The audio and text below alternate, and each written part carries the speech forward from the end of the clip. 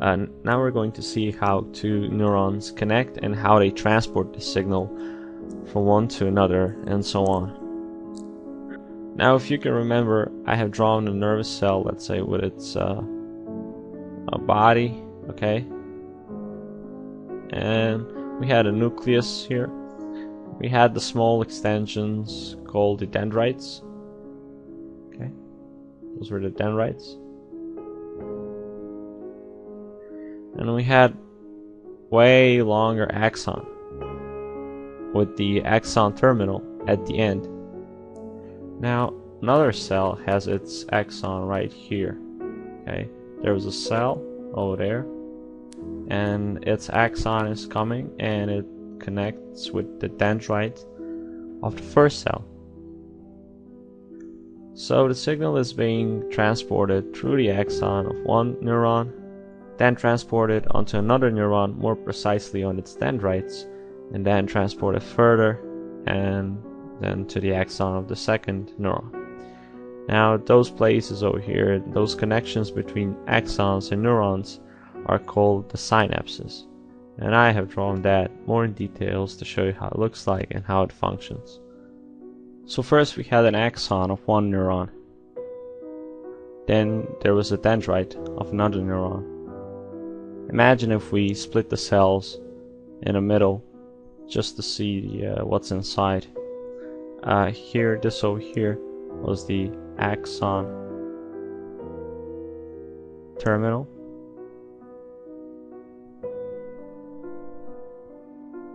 Okay, and this over here was a dendrite.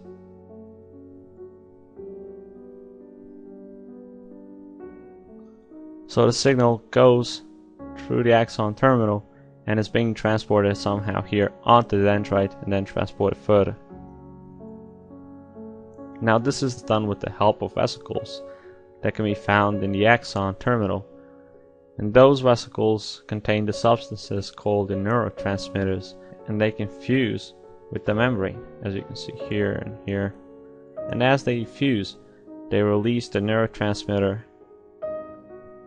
into the synaptic cleft. So this over here was the neurotransmitter.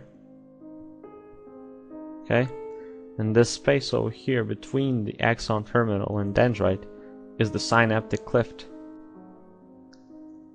On a dendrite there are special receptors that receive these molecules, and that way the signal is being transported onto dendrite and it goes further. In the axon and dendrite terminal you can very often find the mitochondria, which is supposed to produce the energy for the cell. Now, how is this all done and what really triggers all this? You should first learn about the action potential from physiology books in order to understand what truly happens here. But in short, I will just explain you that the electrical potentials inside and outside a cell are different. So inside of cell you have minus charge, and outside of the cell you have plus charge. So those are usually built up because the inside there are more negatively charged ions than on the outside. Outside are usually positively charged ions. Now, as I said before, the action potential, which I did not explain in details because that's not anatomy subject, it's more physiology, it travels through the cell, okay? And as it travels through the axon, it depolarizes it. So when it reaches the axon terminal, it depolarizes it.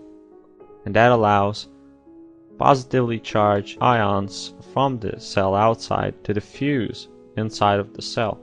And the calcium ions trigger the fusion of vesicles with the membrane, and that way the neurotransmitter is being released inside of synaptic cleft.